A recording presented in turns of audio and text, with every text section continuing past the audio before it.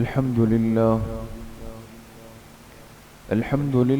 نحمده ونستعينه ونستغفره ونؤمن به ونتوكل عليه ونعوذ بالله من شرور أنفسنا ومن سيئات أعمالنا من يهده الله فلا مضل له ومن يضلل فلا هادي له ونشهد أن لا إله إلا الله وحده لا شريك له ونشهد أن سيدنا وسندنا ونبينا ومولانا محمدا عبده ورسوله صلى الله تعالى عليه وعلى آله وأصحابه أجمعين أما بعد فأعوذ بالله من الشيطان الرجيم بسم الله الرحمن الرحيم وما آتيتم من زكاة تريدون وجه الله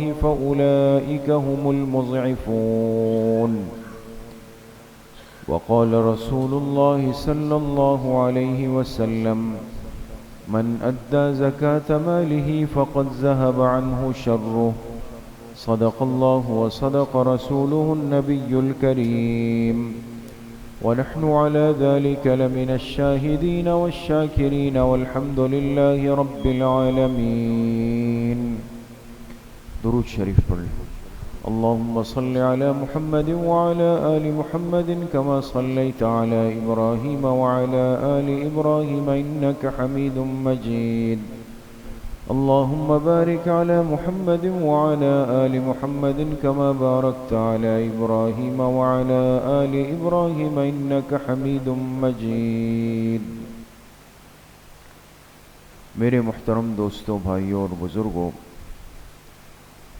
رمضان المبارک کا انتہائی بابرکت اور قیمتی مہینہ چل رہا ہے اور اس مہینے کے دوسرے عشرے کا آغاز بھی ہو چکا ہے. اللہ پاک کی خاص رحمتیں اور برکتیں اس امت کی طرف متوجہ ہیں. خوش نصیب بندے اللہ پاک سے لینے میں، اللہ پاک سے مانگنے میں اور اللہ پاک سے اپنی توبہ کروانے میں مشغول رہتے ہیں. میرے محترم دوستوں، بزرگوں، بعض چیزیں اس دنیا میں ایسی ہیں جو انسان کو باطنی اور روحانی طور پر ہلاک کرتی ہیں، لیکن ان میں سے دو چیزیں ایسی ہیں جو بہت نمایاں ہیں. ایک حب جاہ اور ایک حب مال. جاہ کی محبت بڑھ جائے یعنی اپنے آپ کو دوسروں سے اعلیٰ سمجھنا، دوسرے کو کمتر سمجھنا، دوسرے کو اپنی نظروں میں حقیر سمجھنا، یہ اس بات کی دلیل ہوتی ہے کہ یہ بندہ حب جاہ کے گناہ میں مبتلا ہو چکا ہے. دوسری چیز ہوتی ہے جسے کہتے ہیں حب مال. حب مال کا مطلب یہ ہے کہ انسان ساری چیزوں کو چھوڑ کر صرف اس سوچ فکر کے اندر اپنی زندگی کھپا دے کہ اگر میرے پاس زیادہ سے زیادہ مال نہیں آیا تو میں ناکام ترین انسان ہوں. مال کی حرص بڑھ جائے یہ انسان کے باطن کو تباہ کرتی ہے. جاہ کی حرص بڑھ جائے یہ انسان کے باطن کو تباہ کرتی ہے. اس لیے میرے دوستوں، بزرگوں، اگر ہم غور کریں رمضان المبارک کے مہینے میں جب بندہ روزہ رکھتا ہے، سحری کرنے کے بعد کھانے پینے سے رک جاتا ہے، اب اس نے 13، 13.5، 14 گھنٹے تک کھانے پینے کے قریب نہیں آنا، حلال چیز کو بھی ہاتھ نہیں لگانا. سارے اسباب موجود ہیں اس کا ہاتھ بھی پہنچ سکتا ہے، یہ اس کو حلق سے اتار بھی سکتا ہے، لیکن ہاتھ نہیں لگا رہا۔ کس نے آپ کو روکا ہے؟ کس نے پابندی لگائی؟ تو یہ بندہ کہتا ہے کہ اللہ پاک نے مجھے منع کر دیا ہے، اللہ نے مجھے منع کر دیا۔ معلوم ہوا کہ روزہ رکھنے والا روزہ رکھ کر اللہ کی بڑائی کو تسلیم کر لیتا ہے کہ اللہ کے حکم کی وجہ سے، اللہ کے کہنے کی وجہ سے میں چاہے اکیلے میں ہوں، کوئی مجھے نہیں دیکھ رہا، لیکن میں پھر بھی اپنے آپ کو کھانے سے، پینے سے، جائز خواہش سے روک کر رکھا ہوا۔ پھر جب پیٹ خالی، معدہ خالی، پیاس لگ رہی ہے، بھوک لگ رہی ہے، یہ بندہ پریشان سا گھومتا ہے، اسے اللہ اس کی حقیقت سمجھا دیتے کہ یہ جو تمہارے اندر اتنا عجب تھا، تمہارا نفس اتنا موٹا تھا کہ میں یہ بھی کر سکتا ہوں، میں یہ بھی کر دوں گا، میں تو سب کو ختم کر دوں گا، میں تو دنیا پر بادشاہت کرتا ہوا گھوم رہا ہوں۔ اب بتاؤ، ایک وقت کا کھانا نہیں کھایا اور حالت تمہاری خراب ہو گئی، معلوم ہوا کہ تمہاری اپنی کوئی حیثیت بھی اس دنیا کے اندر نہیں اگر ایک وقت کا کھانا رک جائے۔ تو روزہ رکھنے کا عمل علاج ہے حب جاہ کا دوستو، اندر سے بڑائی ختم ہو جاتی۔ پھر اللہ پاک نے حکم دیا وَأَنفِقُوا مِمَّا رَزَقْنَاكُمْ، تم ہمارے دیے ہوئے رزق میں سے، تم ہمارے دیے ہوئے مال میں سے میرے راستے میں خرچ کرو۔ لیکن اس بندے کو پہلے ایک احساس دلایا۔ آپ اگر الفاظ پہ غور کریں، احساس کیا دلایا؟ مما رزقناکم، ہم نے جو تمہیں روزی دی ہے، ہم نے جو تمہیں رزق دیا ہے، ہم نے تمہیں مالا مال کیا ہے، اس ہمارے دیے ہوئے میں سے تم اتنا حصہ نکال کر خرچ کر دو۔ کیوں؟ یہ بندہ کہے کہ جی میرا مال تھا، میں نے کمایا تھا، میں نے محنت کی تھی، میں نے خون پسینہ ایک کیا، لہذا مرضی بھی میری چلے گی یہاں پر۔ اللہ نے اس کے اس تصور کو ختم کر دیا، توڑ دیا۔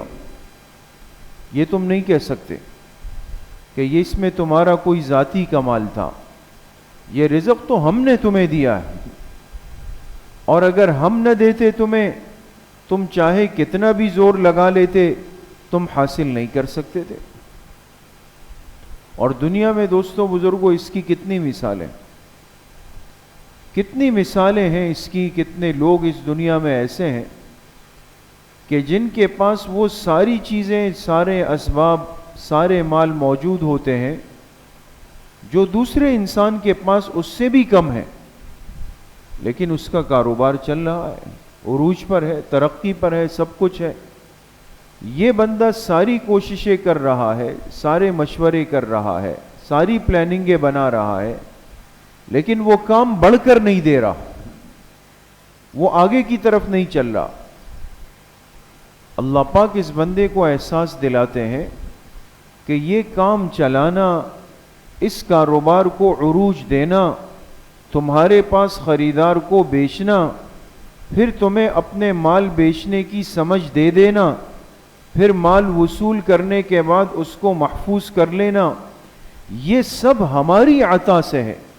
اگر ہم نہ چاہیں تم کچھ بھی نہیں کر سکتے۔ انسان دکان سجا کے بیٹھ جائے اور اس پر بہت خرچہ کر لے، لیکن آپ بتائیں دوستو بزرگوں، اگر ایک خریدار نہ آئے آپ کیا کر سکتے؟ آپ کے برابر دکان میں لائن لگی ہوئی ہے، کتنی دفعہ ایسا ہوتا ہے، آپ جائیں ایک دکان پہ ایسا لگتا ہے جیسے مفت میں چیز بانٹی جا رہی، اور برابر میں اسی چیز کی دکان اس سے زیادہ مینٹین کی ہوئی ہے، وہ جو ہے وہ مکھیاں بھگا رہا ہوتا ہے بیٹھا ہوا۔ یہ فرق، یہ مابہی الامتیاز یہ اللہ پاک کی قدرت کا ایک اظہار ہے اس دنیا کے اندر.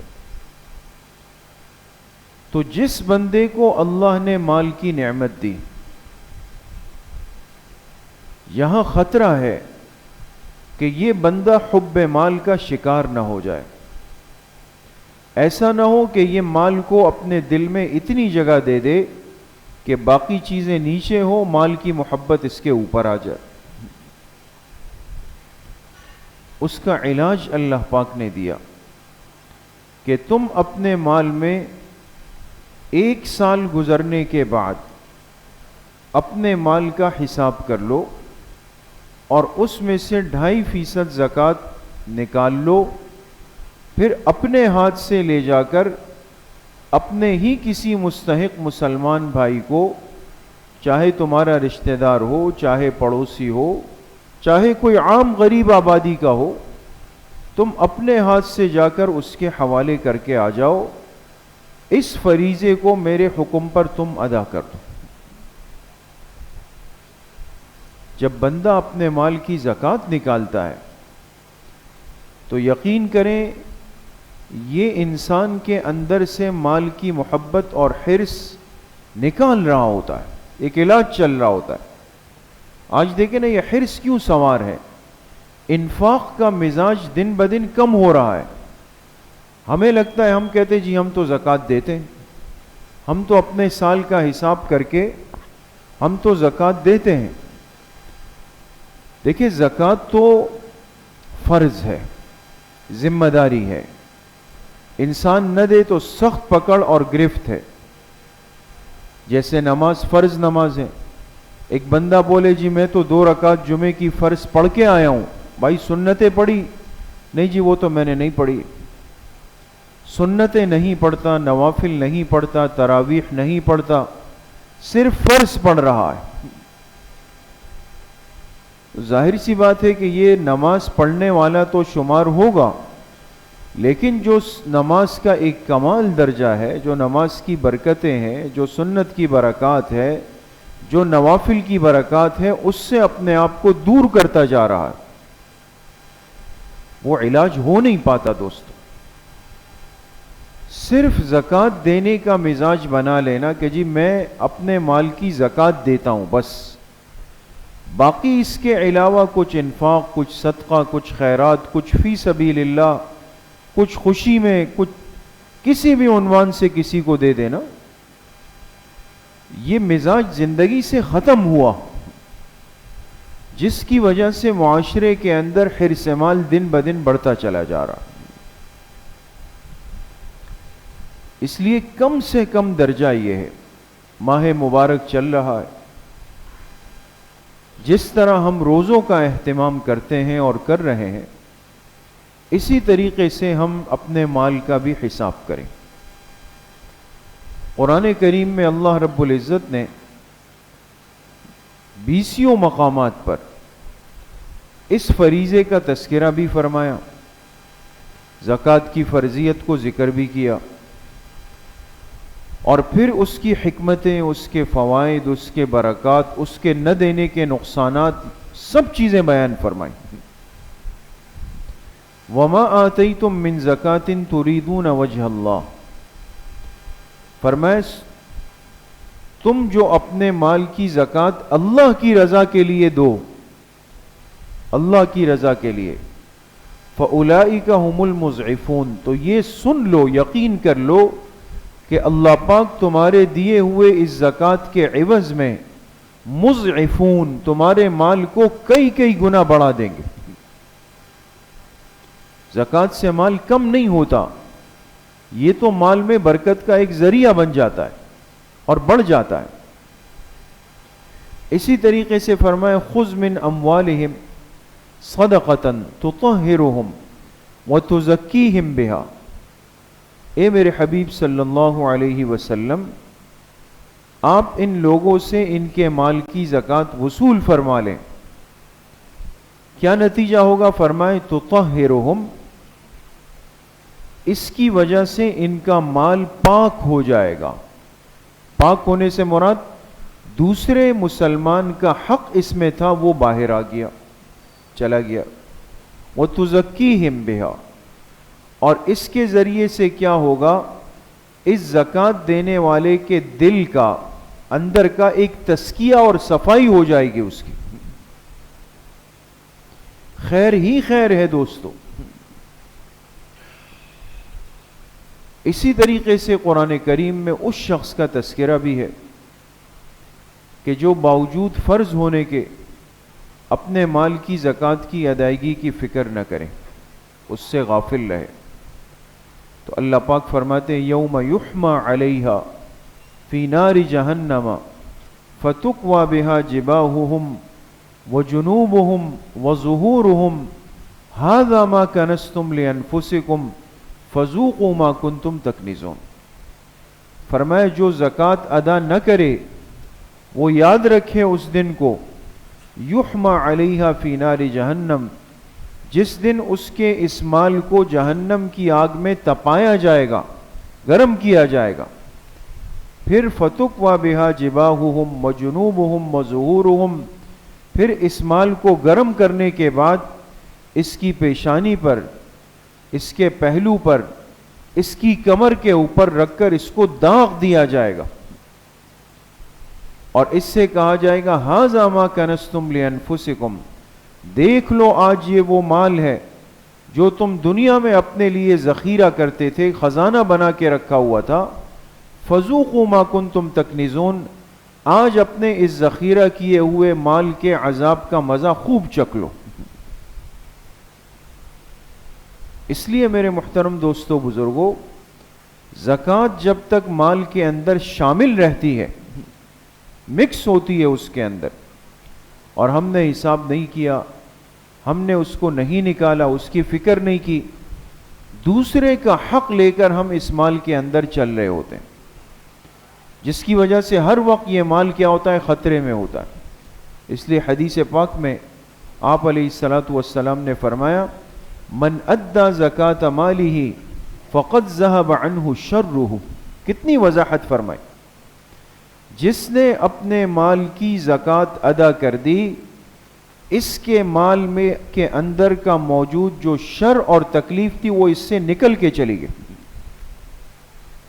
اب اس مال سے اس کو کوئی نقصان نہیں پہنچے گا، کوئی ضرر نہیں پہنچے گا. اب اس کے اندر خیر ہی خیر اللہ پاک اس کے لیے رکھ دیں گے. اس لیے میرے محترم دوستو بزرگوں، اس ماہ مبارک میں ہر عمل کا اجر کئی کئی گنا بڑھا دیا جاتا ہے. اور آپ حضرات نے یہ بات بار بار سنی کہ اس مہینے کی انفرادیت ہے، خصوصیت ہے کہ اگر اس میں ایک نفل عمل کیا جائے، نفلی عمل کیا جائے تو وہ کس کے برابر ہے؟ فرض کے برابر. ایک نفلی عمل فرض کے برابر ہے. تو نفلی سے مراد صرف نفلی نماز نہیں ہے دوستو، چاہے نفلی نماز پڑھی، چاہے نفلی صدقہ کیا، یہ سب چیزیں اس میں آئے گی، اس کا ثواب فرض کے برابر ہو جائے گا. اور جس نے اس مہینے میں ایک فرض ادا کیا تو ایک فرض کتنے فرضوں کے برابر؟ 70 فرضوں کے برابر. اب ایک فرض نماز ہم پڑھ رہے ہیں لیکن اللہ کے ہاں وہ 70 فرضوں کے برابر شمار ہو رہی. یہی معاملہ زکوٰۃ کا بھی ہے دوستو. جس نے زکوٰۃ رمضان المبارک کے مہینے میں اپنی ترتیب پر ادا کی تو گویا ایک زکوٰۃ کی ادائیگی کا ثواب 70 زکوٰۃوں کے برابر ہو. یہ سمجھنا چاہیے. اس لیے معمولی مہینہ نہیں. جہاں ہم روزوں کا اہتمام کر رہے ہیں وہی ہمارے ذمے ہے کہ ہم اپنے مال کا حساب بھی کریں اور اپنے مال کو دوسرے کے حق سے پاک کر دیں اور اپنے مال کی برکتوں کو اللہ پاک سے وصول کرنے والے بن جائیں. حدیث پاک میں آتا ہے آپ علیہ الصلاۃ والسلام نے فرمایا ما نقصت صدقۃ من مال، جو بندہ مال میں سے زکوٰۃ صدقہ ادا کر دیتا ہے یہ ادائیگی اس کے مال کو کم نہیں کرے گی، کم نہیں ہوگا. اگرچہ ظاہر کی آنکھ تو یہ کہتی ہے کہ بھئی آپ کے مال میں سے 2.5% حصہ نکل گیا، پہلے 100 روپے تھے، ایک مثال دے رہا ہوں، 100 روپے پر زکوٰۃ نہیں ہے، لیکن 100 روپے تھے، اگر 100 میں سے 2.5 روپے نکال لیے تو کتنے رہ گئے؟ 97.5۔ نوٹ تو ٹوٹ گیا، یہ تو بڑے نہیں، یہ تو کم ہو گئے۔ 1000 روپے تھے اور اس میں سے کتنے نکال لیے؟ جی 25 روپے نکال لیے۔ 10,000 میں سے کتنے نکال لیے؟ 250 روپے نکال لیے۔ 1,00,000 میں سے 2,500 روپے نکال لیے۔ یہ اسی طریقے سے 10 لاکھ میں سے 25,000 روپے نکال لیے۔ یہ 2.5% کی ایک ترتیب ہوتی ہے، بہت آسان ہے۔ تو ظاہر کی آنکھ انسان کو کہتی ہے کہ بھئی یہ مال تو کم ہوتا جا رہا ہے، کم ہوتا جا رہا ہے، لیکن اللہ پاک فرما رہے ہیں، اللہ کے پاک پیغمبر علیہ الصلاۃ والتسلیم فرما رہے ہیں کہ مال کم نہیں ہو رہا، یہ مال تو بڑھتا چلا جا رہا ہے۔ اور ہمارا ایمان ہے، عقیدہ ہے کہ جو اللہ پاک کا فرمان ہے، جناب نبی کریم صلی اللہ علیہ وسلم کا ارشاد مبارک ہے، اس کے صحیح، سچ اور برحق ہونے میں ذرہ برابر بھی شک نہیں ہو سکتا۔ اس لیے ہر ساتھی، ہر مسلمان کی ذمہ داری ہے کہ جس قدر اہتمام ہم روزوں کا کرتے ہیں اور کر رہے ہیں، اسی طریقے سے الحمدللہ ہمارا بہت بڑا طبقہ ایسا ہے کہ جو اپنے مال کی زکوٰۃ کے لیے رمضان المبارک کی ترتیب بناتا ہے، اور ان کے سال کی ترتیب رمضان سے رمضان ہی چلتی ہے، اور یہ بہتر شکل ہے۔ رمضان میں زکوٰۃ نکالنا ضروری کوئی نہیں، یہ یاد رکھیں۔ یہ ذہن نہیں بنایا جا سکتا کہ رمضان ہے تو زکوٰۃ نکلے گی، نہیں، وہ تو سال پورا ہونے پر ہے۔ آپ کا سال شوال میں پورا ہو، محرم میں پورا ہو، جب بھی پورا ہو، لیکن چونکہ اس مہینے میں عموماً انسان نیک اعمال کی طرف متوجہ ہوتا ہے، تو لوگ اپنی ایک ترتیب بنا لیتے ہیں سالانہ زکوٰۃ کی، بھئی 1 رمضان سے پھر 1 رمضان، 10 رمضان سے اگلے سال کی 10 رمضان، کوئی 15 رمضان، اس طرح ایک ترتیب چل رہی ہوتی ہے۔ تو جس قدر اہتمام روزوں کا ہے، اسی قدر اہتمام ہمیں اپنے اموال کی فرض زکوٰۃ کی ادائیگی کا بھی کرنا پڑے گا۔ اس کے اندر چند باتیں بنیادی طور پر ہر مسلمان کو، خواہ وہ عاقل بالغ مرد ہو یا عورت ہو، ان کو جاننی چاہیے۔ چونکہ زکوٰۃ تو ایک تفصیلی موضوع ہے، اس کے مسائل ہوتے ہیں، ہر بندے کی کیفیت، کام اور صورتحال الگ ہوتی ہے، تو انسان اپنی اپنی کیفیت کے بقدر مسائل سمجھتا رہے، علماء سے پوچھتا رہے۔ لیکن بعض چیزیں ایسی ہیں جو اصول کی حیثیت رکھتی ہے، موٹی سی باتیں۔ سب سے پہلی بات تو یہ سمجھ لیں کہ ہم میں سے ہر ایک کو یہ پتہ ہو کہ وہ کتنے اموال ہیں کہ جن اموال کے اوپر اللہ پاک نے زکوٰۃ کو فرض رکھا ہے۔ اموال زکوٰۃ کل کتنے ہیں؟ آج ہم نے فجر کے مسائل میں اس پہ بات کی۔ کتنے ہیں اموال زکوٰۃ؟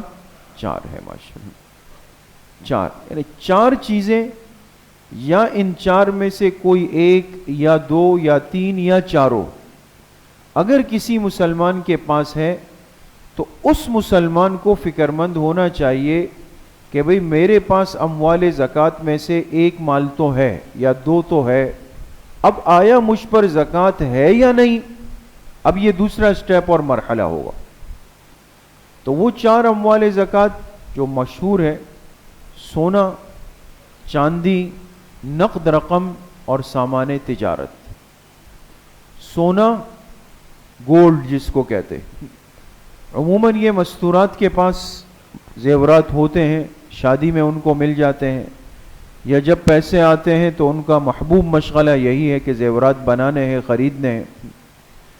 تو جس کے پاس سونا ہے، اور یہ بھی یاد رکھیں کہ سونا کسی بھی شکل میں ہو، یہ کوئی ضروری نہیں کہ سونا زیورات کی شکل میں ہو تو اس پر زکوٰۃ ہے۔ آج کل تو بہت زیادہ ایک مزاج بن گیا کہ لوگ چونکہ مال کو محفوظ کرنے کے لیے کوئی محفوظ طریقہ ڈھونڈتے ہیں، اور ایسا طریقہ بھی ہو کہ آپ کا مال محفوظ بھی ہو اور کچھ آگے چل کر بہتر بھی بن جائے، تو لوگ کیا کرتے ہیں، کیش نہیں رکھتے، جا کے اس سے گولڈ کے بسکٹ خرید لیتے. بسکٹ سمجھتے ہیں نا، گولڈ کے، سونے کے جو ٹکڑے ہوتے ہیں، بسکٹ ہوتے ہیں، وہ لے لیتے ہیں. اب 1 تولے کا، آدھے تولے کا، 5 تولے کا، وہ لے کر کے رکھ لیا. اب یہ زیورات کی شکل میں تو نہیں ہے، لیکن سونا ہے، اس لیے یہ بھی مال زکوٰۃ کے اندر شامل ہوگا. دوسری بات یہ بھی سمجھ لیں، بہت سارے لوگوں کو ایک بڑی غلط فہمی ہوتی ہے، وہ سمجھتے ہیں کہ وہ زیورات جو مستورات نے پہنے ہوئے ہیں، مثال کے طور پہ ہاتھ میں ہے اور انگوٹھی ہے، کان میں ہے، ناک میں ہے، جس شکل میں بھی ہے زیورات، لیکن مستورات کے زیر استعمال چل رہے، انہوں نے پہنے ہوئے، تو ذہن میں آتا ہے کہ یہ تو بھئی استعمال کے اندر ہے، اس پر نہیں ہوگی، باقی پر ہوگی. ایسا نہیں ہے دوستو. زیورات چاہے مستورات نے پہنے ہوئے ہوں، چاہے انہوں نے دروز میں رکھے ہوئے ہوں، چاہے کسی کے پاس امانتاً رکھوائے ہوئے ہو، چاہے اپنی والدہ کے پاس رکھے ہوئے ہوں، چاہے آگے چل کر اپنے بچوں کی شادی کی نیت سے رکھے ہوئے ہوں، جو بھی ہے، اگر سونے کے زیورات یا چاندی کے زیورات وہ ملکیت کے اندر ہے اور کسی بھی شکل کے اندر ہے، تو یہ تو آپ ذہن میں بٹھا دیں کہ آپ اموال زکوٰۃ میں سے 1 یا 2 چیزوں کے مالک ہو چکے ہیں. اسی طریقے سے تیسری چیز جو ہے وہ نقد رقم ہے. تو ہر ایک جانتا ہے جو کرنسی ہے ہماری، جو نوٹ ہے، اب کسی کے پاس نقد رقم موجود ہے، اب یہ نقد رقم بھی ضروری نہیں کہ آپ کی جیب میں ہو تو اس پر زکوٰۃ ہوگی. یہ آپ کی جیب میں ہے، آپ کی الماری میں ہے، آپ کے اکاؤنٹ میں ہے، آپ نے کسی کو ادھار دیے ہوئے ہیں، قرض میں کسی کے پاس رکھوائے ہوئے ہیں، یہ ساری صورتیں اس کے اندر ہیں. بات سمجھ گئے دوستو؟ یا آپ نے کوئی کرائے کی جگہ لی ہے، اس کے ایڈوانس میں آپ نے دیے ہوئے ہیں، چونکہ جو چیز ایڈوانس میں جو رقم آج کل لگوائی جاتی ہے وہ آپ کو ایک وقت بعد ملے گی ایڈوانس، جب آپ کرائے والی چیز چھوڑیں گے. یہ سب چیزیں آپ کی ہیں دوستو، یہ مال آپ کا ہے، یہ رقم آپ کی ہے. تو رقم کسی بھی شکل میں کہیں بھی رکھی ہوئی ہے، کسی کے پاس بھی ہے، لیکن ہے آپ کی، اور اس نے کبھی نہ کبھی آپ کے پاس واپس آنا ہے، یہ اموال زکوٰۃ میں سے. اسی طریقے سے سامان تجارت، ہر وہ چیز جو انسان نے اس نیت سے اپنے پاس رکھی ہے، اس نیت سے خریدی ہے کہ میں اس کو کل مناسب رقم ملنے پر بیچ دوں گا، اس نیت سے اپنے پاس رکھی، یا اس نیت سے خریدی کہ جیسے ہی کل کوئی اچھا کسٹمر مل گیا، پارٹی مل گئی، میں اپنی یہ چیز نکال دوں گا. اب اس کے اندر اب آپ خود سمجھدار ہیں کہ ہر چیز آ جائے گی. اس میں آپ نے کوئی گاڑی لے کر رکھی ہوئی ہے، آپ نے پلاٹ رکھا ہوا ہے، آپ نے کہیں بکنگ کروائی ہوئی ہے گھر کی، ایک گھر خرید کر کے رکھا ہوا ہے، آپ نے سامان لے کر رکھا ہوا ہے، آپ نے موبائل لے کر کے رکھے ہوئے ہیں، اور اس نیت کے ساتھ رکھے ہوئے ہیں کہ جی ہم یہ بیچیں گے. یا دکانوں کے اندر جو دکاندار حضرات نے جتنا سامان رکھا ہوا ہوتا ہے، تو ظاہر سی بات ہے وہ سب اسی نیت سے رکھا ہوا ہے کہ اس کو بیچنا ہے. یہ سب سامان تجارت ہے دوستو. لہٰذا جب سال پورا ہو جائے، انسان اپنے اس پورے سامان تجارت کی ایک قیمت نکال لے گا، اور قیمت نکالنے کے بعد پھر اس کا 2.5% زکوٰۃ اس کے ذمے پر ہوگا، یہ اس کو ادا کر دے گا. بات سمجھ گئے؟ تو ایک تو یہ مسئلہ ذہن میں رکھیں. دوسری بات یہ ذہن میں رکھیں کہ مستورات اپنے مال کی زکوٰۃ خود ادا کرے، جب فرض ان پر ہے تو وہ ادا کرے گی. مقصد یہ ہے کہ ایک ذہن سا بن چکا کہ بیوی کی زکوٰۃ شوہر نے ہی دینی ہے، اگر شوہر نے نہیں دی تو شاید جہنم میں یہ شوہر جائے گا، بیوی جنت جا رہی ہوگی. ایسا نہیں. جب زیورات بیوی کے ہیں، جب مال اس کا ہے، زکوٰۃ اس نے دینی ہے. لہٰذا یہ جو ہم نے عادت بنا تو دی ابھی کہ ان کو اس معاملے سے بالکل ذہنی طور پہ فارغ کر دیا ہے، ان کی ٹینشن ہی نہیں ہے. لہٰذا اب حساب بھی آپ نے کرنا ہے، نکالنا بھی. ٹھیک ہے، ہمارے ایک معاشرتی مزاج ہے کہ یہ چیزیں گھر کا مرد کر رہا ہوتا ہے، کوئی مسئلہ نہیں، کر لے تو زکوٰۃ ان کی ادا ہو جائے گی. لیکن میں پہلے بھی عرض کر چکا ہوں، آج دوبارہ آپ سے عرض کرتا ہوں کہ آپ اور ہم سب گھروں کی مستورات کی زکوٰۃ ضرور ادا کریں، کوئی منع نہیں، لیکن ان کو ادا کرتے ہوئے یہ ذہن ضرور دیں کہ یہ آپ کی زکوٰۃ میں نکال رہا ہوں اور آپ کی طرف سے یہ آپ کی زکوٰۃ میں ادا کر رہا ہوں، تاکہ ان کے ذہن میں ہو کہ کام میرا تھا، ذمہ داری میری تھی، اور اس شوہر نے میرے ساتھ احسان کیا اور میرا یہ معاملہ حل کیا.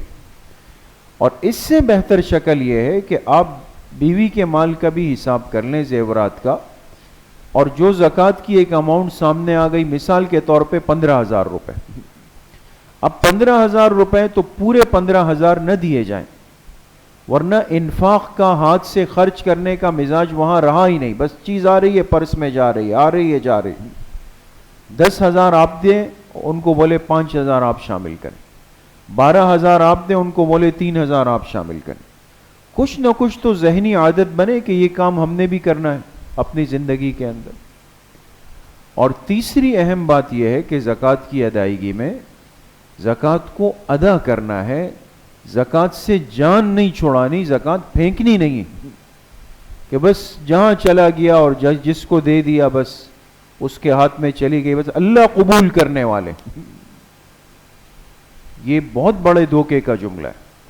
جب اللہ پاک نے ہر چیز کی ادائیگی کے اصول، ترتیب، قواعد، ضوابط، سنت ترتیب بتا دی، تو پھر اس چیز کو غیر ذمہ دار طریقے سے ادا کر کے یہ کہنا کہ اللہ قبول کرنے والے، یہ اپنے آپ کو دھوکہ دینے والی بات ہے.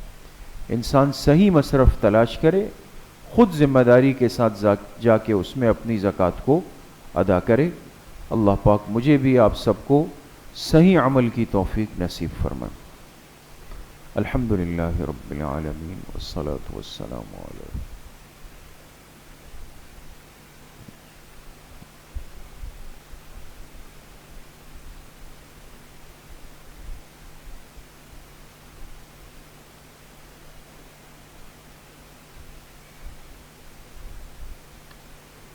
وصلی اللہ وسلم علی نبینا محمد وآلہ واصحابہ اجمعین برحمتہ.